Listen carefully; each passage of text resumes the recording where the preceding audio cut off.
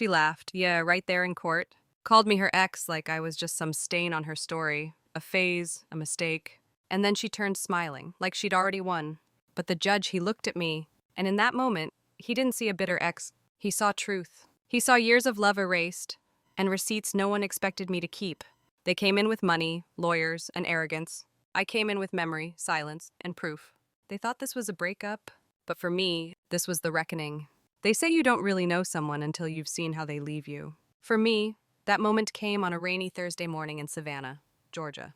Claire stood in the doorway of the condo we shared barefoot, flawless, holding a latte she didn't make, and without even a flicker of guilt. She looked me in the eye and said, "You'll be fine. Ava, you were just a phase." That was it. 7 years together gone. Like I was just a page she dog-eared and never finished. She already had someone new. A man this time. Tall, polished, loaded. He picked her up that morning in a black Tesla like he was rescuing her from the tragic tale of her past. Me. I didn't cry, not in front of her. But the moment that door closed, the silence screamed. I walked through every inch of that condo, our condo, and touched everything we built. The paint color we picked after 3 hours at Home Depot. The bookshelf I assembled with my own hands while she FaceTimed her mom. The couch we found at a thrift store on River Street. I had fought for that ugly couch. She said it looked depressing. Funny, now I was the one left looking like a mess on it. I gave her everything. My time, my savings, my love. And when things got tough for her career, I even took out a personal loan to help cover her tuition when she went back to law school. She promised we'd figure it all out together. And I believed her, because when you love someone with your whole chest, you don't think about keeping score. But that day, something changed. I sat on the floor of that cold condo and wrote one sentence in a notebook I hadn't touched in years. She doesn't get to erase me. I didn't know what I was going to do yet, but I knew I wasn't going to let her rewrite the story with me as the forgettable ex. Over the next few weeks, I moved out quietly. She didn't even offer to help. Didn't call, not even a text. She kept the condo. Of course she did. It was under her name, even though I paid for more than half the renovations. I didn't fight, not then, because some wars are better won in silence. But I kept everything, every receipt, every transfer, every voice note where she said our place, not my place. She thought she was writing me out of her life, but all she did was help me build a case. Months passed. I started fresh, moved to a smaller apartment near the river. I worked long hours at the local bakery, came home with flour in my hair, and let time do what it does. Heal. Until one day I got a letter from the court. Claire was suing me, claiming I never paid rent, that I overstayed, that I damaged her condo. I read that letter 5 times in silence. Then I laughed, not because it was funny, but because it confirmed one thing: she still thought I was the same woman she left, the one who walked away in silence. But this time, I was walking in with a folder. They laughed at me in court. Claire stood there in her designer heels and fake sincerity, pretending she was the victim. She brought her new fiancé too, Brandon, or Bran, as his LinkedIn proudly declared, a man so clean-cut it almost looked like he was photoshopped into real life. He didn't even glance my way. But Claire did. Oh, she looked at me like I was the punchline to a joke only she could hear. Her lawyer spoke first, confident, slick, tossed around words like trespassing, property damage, and emotional duress. They painted me as some obsessed ex who refused to let go. I sat there, silent, still, unbothered. Until the judge asked, "Ms. Monroe, do you have anything to present in your defense?" And then, slowly, deliberately, I opened the folder. 7 years collapsed into that file. The bank transfers from my account to hers, $12,000 over the years, rent. She never paid a dime while studying. I covered everything. The invoices for the furniture we chose together, most delivered in my name, to that condo's doorstep. Screenshots of messages, babe. I promise I'll add you to the deed next month, and it's our home, not just mine. And the crown jewel, an audio file? I handed the USB over to the court clerk, who connected it to the speaker system. Claire froze. She recognized what was coming. Her voice filled the courtroom. "Ava, I couldn't have done this without you. Once I win the case with my landlord, I'll finally switch the condo into both our names. I swear." Silence followed. A silence so sharp it could have cut glass. Claire's face turned pale. Brand's smile cracked. Her lawyer shifted uncomfortably. But I didn't smile, because this wasn't about revenge. This was about truth. The judge leaned forward, expression unreadable. "Do you have witnesses?" "Yes, Your Honor," I said. "My landlord at the time. He remembers Claire calling me her financial backbone during a dinner we hosted." A short recess was called to verify the recordings and documentation. Outside, in the corridor, Claire approached me, alone. Her eyes were wide, nervous. "You really kept all of that?" she asked. I looked at her, really looked, past the perfect hair, the manicured fingers, the courtroom theatrics. "I kept everything you thought I'd forget," I replied. "You're blowing this out of proportion." "No," I said softly, "you did. When you thought I wouldn't fight back." She turned and walked away, heels clicking like gunshots down marble floors. Back inside, the judge returned. He wasn't smiling. He wasn't angry. He was deliberate. Based on the evidence presented, he began. "It is clear this was not a case of trespassing, nor of manipulation. Ms. Monroe has provided documentation proving financial contribution, verbal agreements indicating shared intent, and proof of cohabitation under mutual understanding." Claire's lawyer interrupted. "Your Honor, these were private exchanges, not contractual." The judge held up a hand. "Private or not, when someone invests thousands into a property they were promised partial ownership of, and the evidence supports that claim, the law recognizes contribution." My breath caught. This was really happening. He looked straight at Claire. "You brought this case forward in bad faith, and Ms. Monroe, she brought proof." Verdict: full financial restitution. Claire had to pay me back every cent I spent, including interest. And the condo frozen? A civil claim would now determine rightful ownership based on evidence. Claire's jaw tightened. Her hands trembled, her new life cracking open in the center. I stepped out of the courthouse not as the woman she left behind, but as the woman who left with her dignity intact. Later that night, I walked home beneath the street lamps of Savannah. The air was thick with magnolia and quiet. I passed the coffee shop where we first met. A different barista worked there now. They didn't know me, didn't know the girl who used to wait there every Friday for someone who was always 10 minutes late. But I remembered, and I finally let the memory go. Back in my apartment, I placed the court documents into a drawer, not out of spite, but for record, because this wasn't the end. Claire had opened the door to something much bigger. She thought she was just removing me from her story, but all she really did was put me at the center of the truth. And the truth? It's louder than love, sharper than betrayal, and heavier than any courtroom door she thought I'd never walk through. "Let me speak, Your Honor." Those were the words that left my lips as the courtroom buzzed with murmurs and discomfort. The judge looked up, surprised. Claire's lawyer objected immediately. "Your Honor, I don't see how this is necessary. She's already submitted her documents." But the judge raised a hand. "Ms. Monroe," he said, "you may proceed. You have 5 minutes." I didn't need 5. I stood up slowly, walked to the front like I'd been there 1,000 times in my mind. I took a deep breath, and then I spoke. "I loved her," I said, my voice steady. "That's where this begins." Claire shifted in her seat, visibly annoyed, but I kept my eyes forward. "When we met, I was working the early shift at a bakery. She was a law student trying to make rent. We shared a studio apartment the size of a closet. Ate ramen 3 nights a week, shared dreams like kids on a playground." A pause. "She said I made her brave. I said she made me believe." Somewhere behind me, someone sniffled. I didn't turn around. "Everything we built came from sacrifice. I gave up a job offer in Chicago to stay near her school, took on side gigs to help pay her tuition. I stood by her through every exam, every meltdown, every win, and when she passed the bar, I cried harder than she did." My voice broke, but only for a second. "She promised we'd build a life together, that we'd sign the condo under both our names once things settled. I trusted her, because that's what you do when you love someone." Claire looked away. "I know what you're thinking," I continued, turning slightly toward the judge. "There's no marriage license, no written contract, just words, just love. But sometimes, Your Honor, love is the only contract people sign, and when it's broken, the damage is just as real." I returned to my seat in silence. The courtroom was still. No theatrics, no objections, just truth hanging in the air. After a moment, the judge nodded and called for a recess. Claire didn't look at me once. Outside the courtroom, I sat alone on a cold bench. People passed me, whispered, watched. I wasn't ashamed. I was relieved. It felt like I had finally told the story I'd been forced to swallow for a year. Minutes later, a woman sat beside me, middle-aged, gray sweater, kind eyes. "You're Ava?" she asked. I nodded slowly. "I'm Denise. I work with the judge. I just wanted to say that was brave and powerful." I didn't know what to say, so I just nodded again. "Most people come here slinging blame," she said. "You came with heartbreak and receipts." She stood and smiled. Don't underestimate the power of both. I let those words settle inside me. When court resumed, Claire's side was noticeably shaken. Her lawyer spoke less. The tone had shifted. And Claire, she wasn't smiling anymore. The judge's voice was calm, but firm. "This case will now move to civil court for full evaluation. But it is my preliminary opinion that Ms. Monroe's claim carries weight. Emotional manipulation disguised as love is still manipulation when it involves assets and intent. Boom. That one sentence changed everything. Claire's lips parted slightly like she'd forgotten how to breathe. I didn't react, because in that moment I realized something. This wasn't just about a condo. It was about the invisible labor, the unpaid emotional work.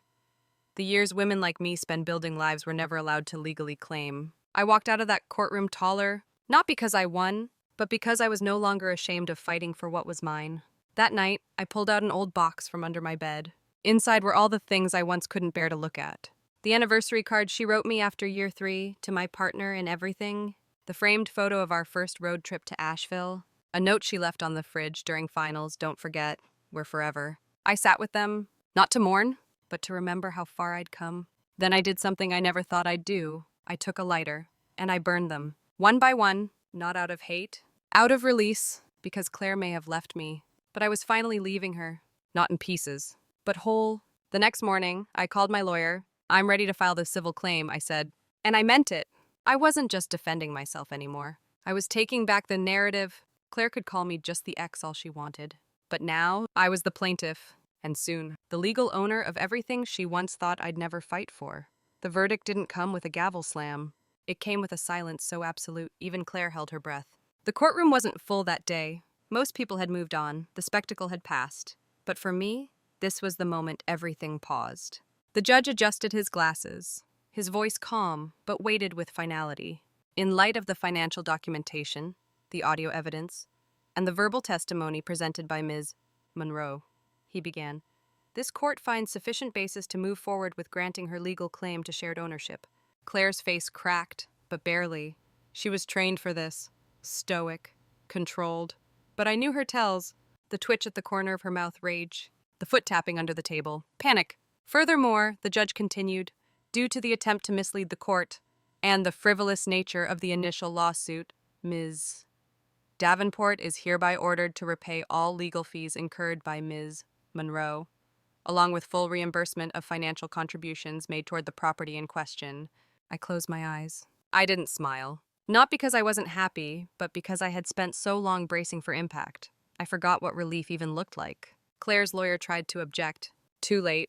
The decision had been signed, stamped, sealed, and just like that, I had what she thought I'd never fight for. Ownership, legitimacy, dignity. When the courtroom emptied, Claire approached me for the second time that week. No audience, no cameras, just her and me. She looked smaller, not physically, but somehow diminished.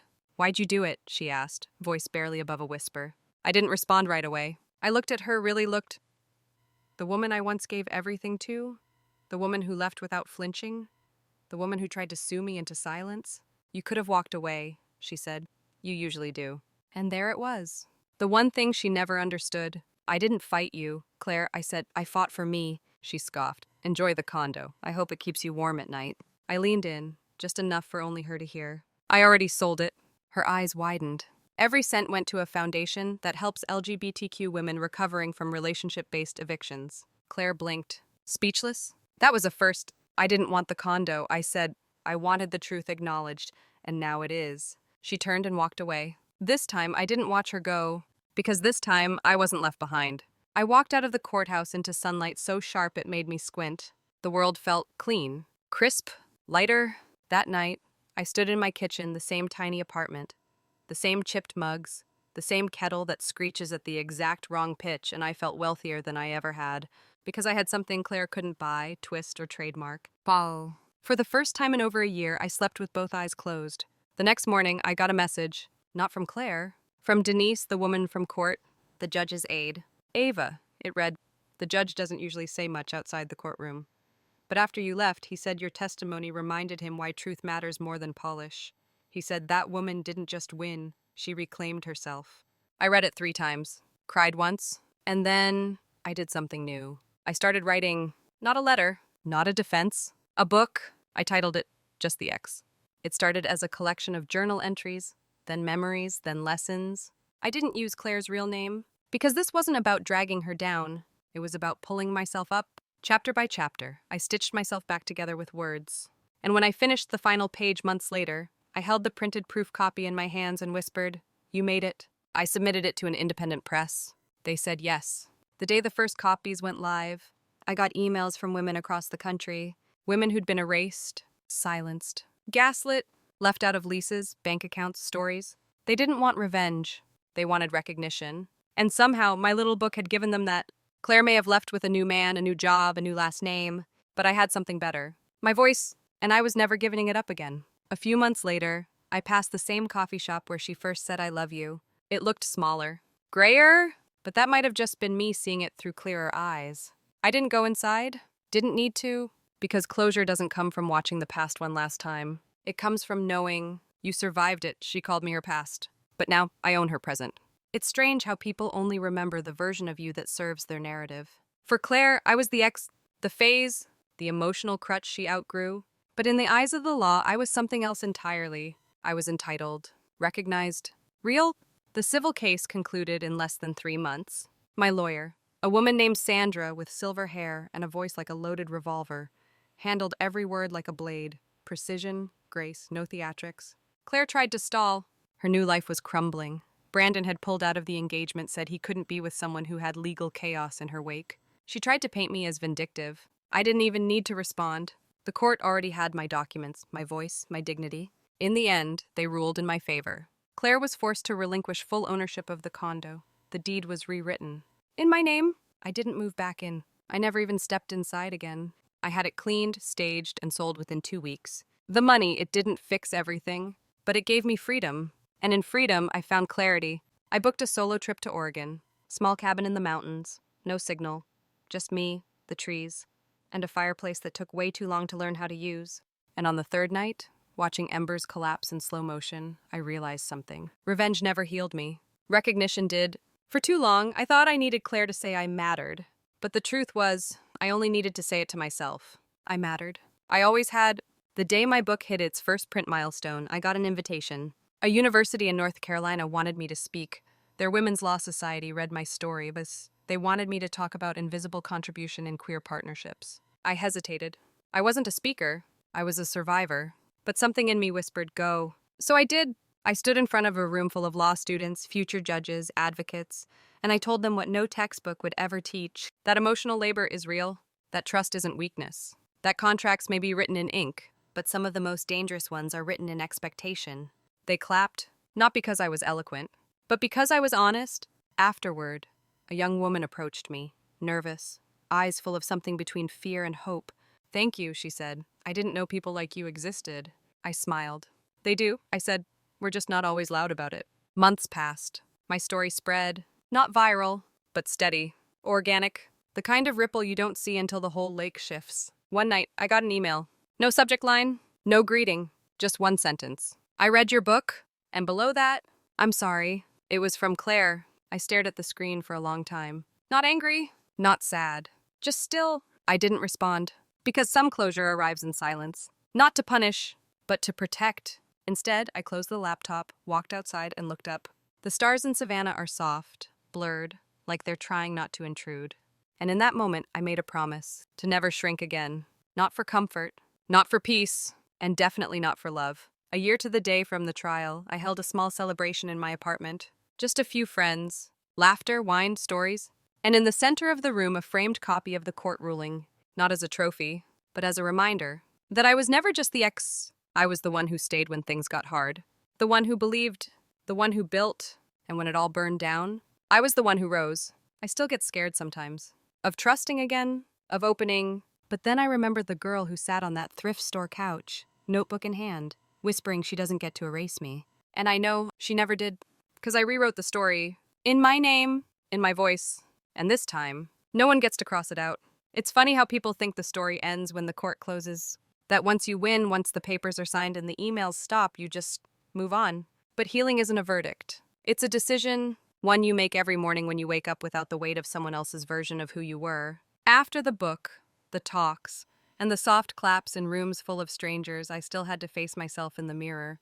The girl who used to beg for crumbs of affection, the woman who now owned her silence like a weapon. Some days I missed the familiarity. Not Claire, but the comfort of routine, the illusion of certainty, because when you finally choose yourself, the world doesn't throw a parade. It just gets very, very quiet.